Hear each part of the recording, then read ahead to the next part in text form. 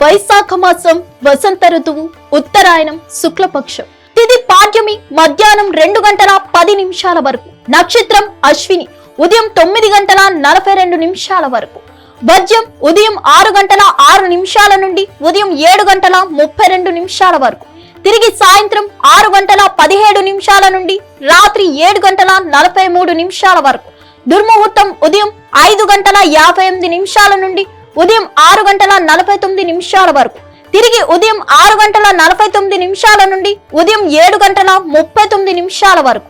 అమృతకాలం April 19 ఉదయం 2:52 నుండి April 19 ఉదయం 4:18 వరకు. యమగండం మధ్యాహ్నం 1:50 నుండి మధ్యాహ్నం 3:24 వరకు.